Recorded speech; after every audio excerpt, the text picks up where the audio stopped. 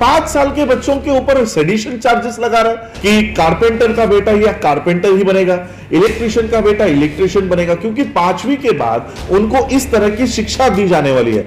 तो क्या हम अपने स्तर से इस देश के प्रधानमंत्री का विरोध नहीं कर सकते? क्या हम गलत नीतियों के ऊपर बात नहीं कर सकते? अगर हम बात भी करते हैं तो सेडिशन के चार्जेस लगा रहे हैं, यूएपीए के अंडर बुक कर रहे हैं। तो ये सारे कानून जो इस देश के डेमोक्रेसी को बर्बाद करने के लिए, लोकतंत्र को खत्म करने के लिए इन्होंने जो बनाए हैं, ये पूरे देश भर में इसका विरोध करने का काम और पूरे देश भर में एक एजिटेशन हम लोग ये खड़ा कर रहे हैं। तो संसद में पॉलिसीज किसके लिए बनाने वाले हो? क्या सिर्फ अडानी और अंबानी के लिए पॉलिसी बनाओगे?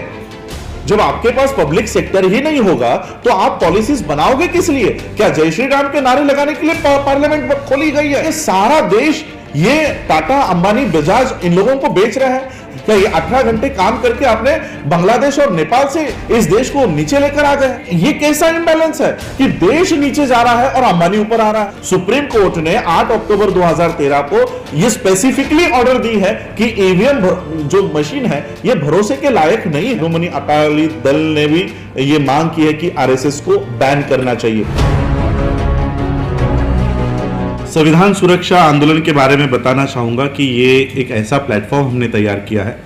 लॉकडाउन होने से पहले इस संविधान सुरक्षा आंदोलन की स्थापना की गई और एक ज़रूरत ऐसी महसूस पड़ी कि अलग अलग राज्यों में अपने हक और अधिकार के लिए सभी लोग कहीं ना कहीं आंदोलन कर रहे हैं, लेकिन ये आंदोलन डिस्ट्रिक्ट या स्टेट तक मर्यादित रहता है। इसलिए ऐसे लोगों को इकट्ठा किया जाए और ये जो आंदोलन है इसे नेशनल स्वरूप दिया जाए। और एक मीटिंग हमारी दिल्ली में 2020 में ही हुई थी, फरवरी में, और मार्च महीने में लॉकडाउन लग गया था। आज हम लोगों ने यहाँ पर जो प्रेस कॉन्फ्रेंस का आयोजन किया है वो इसीलिए किया है कि संविधान सुरक्षा आंदोलन के माध्यम से किसानों का जो आंदोलन चल रहा है उसमें संविधान सुरक्षा आंदोलन शामिल है, पूरा सपोर्ट है। संविधान सुरक्षा आंदोलन में सभी धर्मों के लोग यहाँ पर है, क्रिश्चियन माइनॉरिटीज के लोग हैं, मुस्लिम्स है, बुद्धिस्ट है, शेड्यूल कास्ट के भी जो लोग हिंदू धर्म के लोग हैं, शेड्यूल कास्ट, एसटी यहाँ पर इसमें शामिल है। तो आज जो हम लोगों ने प्रेस कॉन्फ्रेंस आयोजित की है वो 2-3 मुद्दों के लिए है। यानी पहला मुद्दा तो यह है कि किसान आंदोलन जो इतने 4 महीने से चल रहा है, अब धीरे धीरे मेन मीडिया जो है, जिसे हम गोदी मीडिया कहते हैं, इन्होंने इसे बॉयकॉट कर दिया है। आज भी आंदोलन उतने ही शिद्दत से और उतनी ही संख्या में चल रहा है। कल हम पंजाब में गए थे, तब सिंघू बॉर्डर से होकर ही गए थे, तब भी वो उतने ही भारी तादाद में है। सिर्फ मेन जो मीडिया है उसने इसको ब्लॉक कर दिया है, बॉयकॉट कर दिया है। तो इस आंदोलन में हम हैं। और मौलाना जी ने कहा कि एमएसपी के ऊपर ये सिर्फ बातें कर रहे हैं, कानून नहीं बना रहे। अगर कानून बन जाए तो वो इंप्लीमेंट होगा और इसलिए एमएसपी का कानून इस देश में बनना चाहिए। उसके लिए आज इस कॉन्फ्रेंस के माध्यम से ये निवेदन हम सरकार को दे रहे हैं। दूसरा कि लोकतंत्र को बचाने के लिए हम सभी लोगों को, सभी जाति धर्म के लोगों को इकट्ठा होकर ये आंदोलन करना होगा। आज इस देश में मुस्लिम है, सिख है, बुद्धिस्ट है, क्रिश्चियंस है, ये अगर अपने अपने धर्मों का प्रचार कर सकते हैं, अपने अपने फेथ में बिलीव कर सकते हैं, तो वो संविधान की वजह से कर सकते हैं, क्योंकि संविधान उनको वो अधिकार देता है। और इसलिए हम लोगों ने ये बातें रखी है कि संविधान को बचाना भी बहुत जरूरी है। कल हमारी मीटिंग दमदमा साहिब कहते हैं उसे, शायद दमदमा साहिब में वहाँ के जो प्रमुख जत्थेदार है, अकाल तख्त भी उन्हीं के अंडर है, ऐसे हरप्रीत सिंह जी, इनसे हमारी मीटिंग हुई है और सिखों ने भी हम को ये एश्योरेंस दिया है कि वो भी हमारे संविधान सुरक्षा आंदोलन के साथ है। तो सभी स्टेट्स में ये आंदोलन चलेगा। कुछ मुद्दे हैं कि किसानों का मुद्दा, जो आज सभी लोग जानते हैं कि उनकी जो मांग है, आज भी वो लोग रास्तों के ऊपर बैठे हैं। विद्यार्थियों के भी मुद्दे यहाँ पर हम लोगों ने एड्रेस किए हैं। जब लॉकडाउन घोषित किया गया था और सभी इंस्टीट्यूशंस जब बंद थे, स्कूल कॉलेजेस जब बंद थे, ऐसे हालातों में नीट की एग्जाम्स ली गई और जब स्टूडेंट्स ये मांग कर रहे थे कि हमारी पढ़ाई नहीं हुई है, वो कोचिंग क्लास नहीं जा सकते हैं, कोचिंग सब बंद है, ऐसे हालातों में नीट की एग्जाम इन्होंने करवाई गई और कई सारे बच्चों ने सुसाइड कर लिया। तो ऐसे विद्यार्थियों को भी एक प्लेटफॉर्म देने की जरूरत है, जिसमें हम संविधान सुरक्षा आंदोलन के माध्यम से ये मंच हम उनको दे रहे हैं। न्यू एजुकेशन पॉलिसी, देखिए मैं हमेशा एक बात कहता रहता हूं कि जब पूरा वर्ल्ड क्लोज हो चुका था, लॉकडाउन हो चुका था, भारत की संसद उस समय 2-2 बजे तक कानून बना रही थी और वो कानून कोई कोविड से बचने के लिए, पैंडेमिक से बचने के लिए नहीं बना रही थी। इसी लॉकडाउन के दौरान इन्होंने किसान बिल इंट्रोड्यूस किया, न्यू एजुकेशन पॉलिसी इंट्रोड्यूस की, लेबर लॉ इन्होंने इंट्रोड्यूस किया। जो इस देश के विद्यार्थी है, किसान है, SC ST के लोग हैं, पब्लिक सेक्टर में जो ज्यादा से ज्यादा काम करते हैं, ये सभी लोगों के खिलाफ इन्होंने कानून बनाया है। तो इसके खिलाफ, जैसे न्यू एजुकेशन पॉलिसी है, इसके खिलाफ भी आंदोलन पूरे देश भर में चलाया जाएगा। ये न्यू एजुकेशन पॉलिसी है क्या, ये लोगों को हम बताएंगे, क्योंकि देखिए इसमें 5th के बाद ITI का जो ट्रेनिंग है वो हमारे बच्चों को करवाया जाएगा। यानी फिर से वो मनुवाद की सिस्टम को रिवाइव कर रहे हैं कि कारपेंटर का बेटा या कारपेंटर ही बनेगा, इलेक्ट्रिशियन का बेटा इलेक्ट्रिशियन बनेगा, क्योंकि 5वीं के बाद उनको इस तरह की शिक्षा दी जाने वाली है। हम हमारे बच्चों को IITian बनाना चाहते हैं, ये हमारे बच्चों को ITI में डालना चाह रहे हैं। तो न्यू एजुकेशन पॉलिसी का भी हम विरोध कर रहे हैं। लेबर लॉस, जहां बाबा साहब अंबेडकर जी ने 16-16 घंटे की नौकरियों को 8 घंटे में उन्होंने कन्वर्ट कर दिया गया था, उनकी ग्रेच्युटी हो, उनके पेंशन्स हो, ये सारे कानून बाबा साहब अंबेडकर जी ने बनाए हैं। आज उसी को रद्द करके 8 घंटे की नौकरी को 12 घंटे के नौकरियों में कन्वर्ट कर दिया गया है। फिर से किसी भी एम्प्लॉय को कहीं पर भी अपनी कंप्लेंट दर्ज करने का अधिकार नहीं होगा। तो ये एम्प्लॉयज के साथ भी संविधान सुरक्षा आंदोलन खड़ी है, लेबर्स के साथ खड़ी है। तो ये सारे, और एक मैं बौद्धों का एक मुद्दा बताना चाहूंगा। लॉ मिनिस्टर कहते हैं कि अगर कोई भी व्यक्ति, SC ST का व्यक्ति अगर धर्म परिवर्तन करता है तो उसको मिलने वाला जो आरक्षण है वो हम उनको नहीं देंगे। 8 दिसंबर 1990 को इंडियन गवर्नमेंट ने UN डिक्लेरेशन साइन किया है, माइनॉरिटी कमीशन को यह साइन करके दिया हुआ है कि इस देश में कोई भी जाति का, कोई भी वर्ग के लोग हो, अगर वो धर्म परिवर्तन करना चाहते हैं तो उनको सकारात्मक वातावरण इस देश में तैयार करके दिया जाएगा। लेकिन आज उत्तर प्रदेश में लव जिहाद के नाम पर सभी धर्मों के कन्वर्जन्स के ऊपर इन्होंने बैन ला दिया है। मध्य प्रदेश में क्या फ्रीडम ऑफ रिलीजन करके नाम दिया हुआ है। नाम इन लोगों ने, जो लॉज है वो अच्छे अच्छे नाम दिए हैं, फ्रीडम ऑफ रिलीजन, और उस फ्रीडम ऑफ रिलीजन के लॉ में खुद रिलीजन का फ्रीडम वहां पर नहीं है। तो ये सारे एक्ट के, ये सारे कानून का हम विरोध कर रहे हैं। दूसरा एक बहुत ही भयानक कानून इन्होंने लागू किया है देश में, UAPA। तो इस तरह से ये कानून जो आवाज उठा रहा है या जो एजिटेशन कर रहा है उसको UAPA के अंडर रजिस्टर करते हैं, 20-20 सालों तक जेल में रखेंगे और कहेंगे कि नहीं, इसका UAPA से कोई संबंध नहीं था। तो ये पूरे आंदोलन को खत्म करने के लिए UAPA जैसे एक्ट, सेडिशन, हमने देखा कि हैदराबाद में, गुलबर्गा में कुछ बच्चों ने प्ले किया था जिसमें मोदी के ऊपर या गवर्नमेंट की टीका की गई थी। 5 साल के बच्चों के ऊपर सेडिशन चार्जेस लगा रहे। यानी जो कोई भी गवर्नमेंट के खिलाफ बोलेगा, मैं खुद जब वॉशिंगटन DC गया था, ट्रंप उस समय प्रेसिडेंट थे, ट्रंप के बंगले के बाहर वहां पर ट्रंप के खिलाफ नारे लगाए जा रहे थे। यानी US में, यानी वर्ल्ड के सबसे शक्तिशाली आदमी का विरोध उसके घर के बाहर कर सकते हैं, उतना अधिकार US के पास है।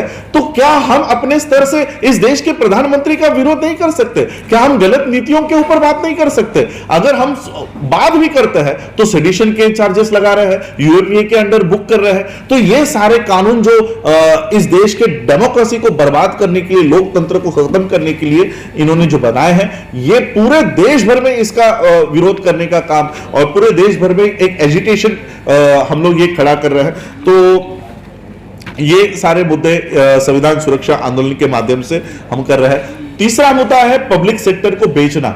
अब नरेंद्र मोदी इस देश के प्रधानमंत्री कहते हैं कि गवर्नमेंट जो होती है ये बिजनेस नहीं करना है, ये बिजनेस अब कोई नहीं करेगी, कोई भी बैंक नहीं चलाएगी, कोई भी पब्लिक सेक्टर नहीं चलाएगी, एयर इंडिया नहीं चलाएगी, रेलवे नहीं चलाएगी। तो फिर संसद में आप करोगे क्या? संसद में आप लोग 365 डेज और 5 साल आकर वहां बैठने वाले हो, तो संसद में पॉलिसीज किसके लिए बनाने वाले हो? क्या सिर्फ अडानी और अंबानी के लिए पॉलिसी बनाओगे? जब आपके पास पब्लिक सेक्टर ही नहीं होगा तो आप पॉलिसीज बनाओगे किस लिए? क्या जय श्री राम के नारे लगाने के लिए पार्लियामेंट खोली गई है? तो हम लोगों को ये पब्लिक सेक्टर का जो ये प्राइवेटाइजेशन कर रहे हैं और इसके डिसइन्वेस्टमेंट कर रहे हैं, एलआईसी जैसी कंपनीज का डिसइन्वेस्टमेंट 74% डिसइन्वेस्टमेंट कर दिया गया है, जबकि संविधान ने कह रखा है कि 49% के ऊपर डिसइन्वेस्टमेंट नहीं करना है। 74% तक ये लोग जा रहे हैं। एलआईसी आज जब एक सामान्य आदमी एलआईसी के भरोसे पे पॉलिसीज लेता है, आज वही पॉलिसीज हमको रिलायंस की लेनी होगी, टाटा की लेनी होगी, बजाज की लेनी होगी। तो ये सारा देश ये टाटा, अंबानी, बजाज इन लोगों को बेच रहा है जिनको डिफेंस का नॉलेज नहीं है, जिनको कोई डिफेंस का नॉलेज नहीं है। ऐसे अंबानी को इन्होंने राफेल का कॉन्ट्रैक्ट दे दिया है, राफेल का कॉन्ट्रैक्ट दे रहे हैं। तो ये पूरा देश ये लोग सिर्फ ये कुछ घरानों के लिए ये काम कर रहे हैं और ये कांग्रेस के ऊपर टीका करते हैं कि कांग्रेस घरानेशाही का काम कर रही है, घरानों का पक्ष है। तो आज ये 4 या 5 घरानों के लिए 365 डेज काम कर रहे हैं। मोदी जी कहते हैं 18 घंटे काम कर रहे हो, 18 घंटे काम करके आपने -24 जीडीपी लेकर आए हो। क्या ये आपका 18 घंटे की नौकरी है? क्या ये 18 घंटे काम करके आपने बांग्लादेश और नेपाल से इस देश को नीचे लेकर आ गए? तो आज जीडीपी देखिए, एक तरफ भारत का जीडीपी -24 के ऊपर जा रहा था, उसी समय अंबानी सबसे अमीरों के सूची में 7वें क्रमांक पर आ रहा था। ये कैसा इंबैलेंस है कि देश नीचे जा रहा है और अंबानी ऊपर आ रहा है? अगर देश नीचे जा रहा है तो अंबानी की भी इनकम कम होनी चाहिए थी, लेकिन इनकम अंबानी की बढ़ रही है और देश की इनकम कम हो रही है। तो ये पता चलता है कि देश की संसद 18 घंटे किन फैमिलीज के लिए काम कर रही है। तो हम लोगों को ये विरोध करना है। आज किसानों की जमीनों के ऊपर इनकी नजरें हैं। पब्लिक सेक्टर की जो बड़ी बड़ी बीपीसीएल हो, एचपीसीएल हो, इसकी रिफाइनरीज आप देखो, एकड़ में मुंबई में जहां पर 2-2, 3-3 लाख रुपए की पर स्क्वायर फीट रेट चल रहा है, वहां पर मुंबई में इतनी बड़ी बड़ी रिफाइनरीज है, इसके ऊपर इनकी नजरें हैं। ये रिफाइनरीज बेचकर ये वहां पर होटल्स बनाएंगे, वहां पे रिक्रिएशनल थिंग्स सब शुरू कर देंगे।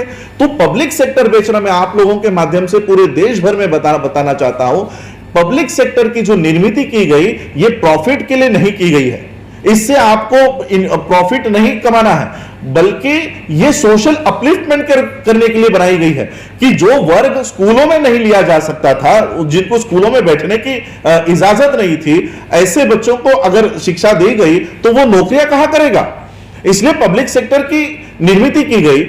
आप कहते हो कि हम लोग ये नहीं चलाएंगे, ये तो प्रॉफिट मेकिंग कंपनीज हैं। बीपीसीएल, एचपीसीएल लॉस मेकिंग होती तो उसको बेचना कि हम लॉस नहीं कर सकते, लेकिन 30-30 लाख करोड़ का एक साल का प्रॉफिट है बीपीसीएल का। ऐसे प्रॉफिट मेकिंग कंपनियों को ये बेच रहे हैं, पब्लिक सेक्टर को बेच रहे हैं। क्यों बेच रहे हैं? क्योंकि यहां पर शेड्यूल कास्ट के लोग बहुत बड़े पैमाने पर बड़ी बड़ी पोस्ट पर चले गए हैं। अगर ये आज बेच दिया जाएगा तो ये सारे एम्प्लॉइज इनकी नौकरियां चली जाएंगी। इनका जो स्वच्छता अभियान है ये कोई रास्तों का कचरा साफ करने के लिए नहीं है। स्वच्छता अभियान इनका इसलिए है कि बाबा साहब के संविधान की वजह से जो लोग आज मैनेजर पदों पर जाकर बैठ गए हैं, जो लोग आज बड़ी बड़ी ओहदे पर जाकर बैठ गए, इनको उस जगह से निकालना है। यह है इनका असली स्वच्छता अभियान। और इसलिए हम संविधान सुरक्षा आंदोलन के माध्यम से इन सारे बातों का हम विरोध कर रहे हैं। ईवीएम का मुद्दा हमने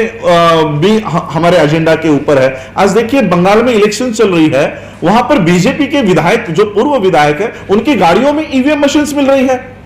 सुप्रीम कोर्ट ने 8 अक्टूबर 2013 को यह स्पेसिफिकली ऑर्डर दी है कि ईवीएम जो मशीन है यह भरोसे के लायक नहीं है। अगर आप ईवीएम से चुनाव करवाना चाहते हो तो एक स्लिप वहां पर होनी चाहिए। आज सुप्रीम कोर्ट, वही सुप्रीम कोर्ट जिसने ये ऑर्डर दिया है, वही सुप्रीम कोर्ट कहता है कि चिट्ठियों की काउंटिंग नहीं की जाएगी। तो फिर ईवीएम मशीन से वोट लेना कहां तक मुनासिब है? तो हाँ, ये सारे मुद्दों को लेकर पूरे देश भर में हम ये एजिटेशन चला रहे हैं, जिसमें सभी धर्मों के जो बड़े बड़े हेड्स हैं वो हमारे साथ है। मौलाना सज्जाद नोमानी जी जो all India Muslim personal law board के प्रवक्ता भी है, ऑल इंडिया भिक्खु संघ के हमारे साथ बदन आनंद है, अकाल तख्त का भी हमको सपोर्ट मिला है, हमारे साथ हाई कोर्ट के जज पूर्व जज भी यहाँ पर इस कमेटी में है। तो ये संविधान सुरक्षा आंदोलन के माध्यम से ये सभी मुद्दे जो मजलूमों के हैं, जो ऑप्रेस्ड मासेस के हैं, जिनको जिनको दबाया जा रहा है, जिनके जिनके साथ अत्याचार किया जा रहा है, उन सबके साथ संविधान सुरक्षा आंदोलन डट कर खड़ी है। सबके मुद्दे और आने वाले समय में एक बहुत बड़ा एजिटेशन, अगर अन्ना हजारे जैसा अनकॉन्स्टिट्यूशनल मांग करने वाला आदमी लाख लोग लेकर दिल्ली के जंतर मंतर पर आंदोलन कर सकता है, तो हम तो संवैधानिक मांग कर रहे हैं। तो संवैधानिक मांग करने के लिए हम भी ये एजिटेशन खड़ा कर रहे हैं और संवैधानिक मुद्दों को जो बहुत मेहनत से हम लोगों ने ये लोकतंत्र जो फॉर्म किया है, मांग की है। देखिए आज मेरे ख्याल से शिरोमणि अकाली दल ने भी ये मांग की है कि आरएसएस को बैन करना चाहिए। तो ये वही लोग हैं जो लोकतंत्र के खिलाफ है।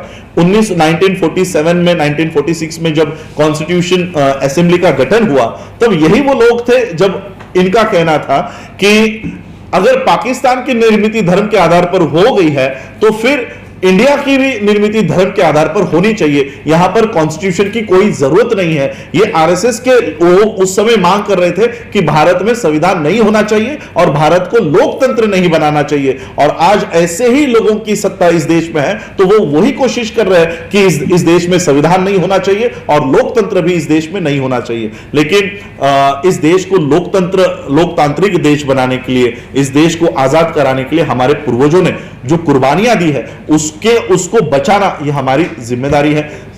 फार्मर एजिटेशन से, किसानों के आंदोलन से ये कॉन्फिडेंस आज सभी लोगों में जाग गया है, विद्यार्थियों में, कर्मचारियों ने। बैंक कर्मचारी हमने देखा कि बैंक ऑफ महाराष्ट्र और कई सारे पब्लिक सेक्टर बैंक्स को जब बेचने की तैयारी शुरू कर दी, बैंक ऑफ महाराष्ट्र के एम्प्लॉइज ने बैंक्स बंद करने का ऐलान किया और वो बैंक्स 3 दिन बैंक स्ट्राइक भी चली। तो आज बैंक के लोग, बैंक कर्मचारी भी इस आंदोलन में शामिल है और संवैधानिक हक और अधिकार को बचाने की लड़ाई में हम सभी शामिल है।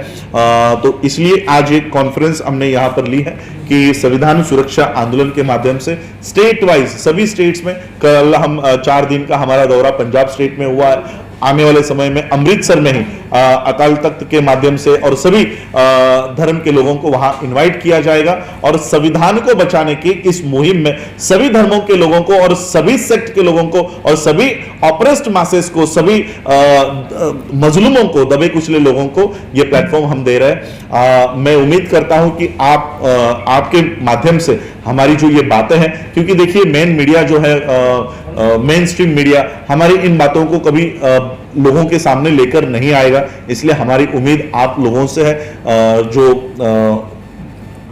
सोशल मीडिया के माध्यम से हमारी बातें लोगों तक पहुंचाइए। आज आप लोगों ने इस प्रेस कॉन्फ्रेंस के लिए कवर किया है, आप लोग इतनी बड़ी संख्या में आए हैं, तो आप सभी लोगों का मैं स्वागत करता हूं।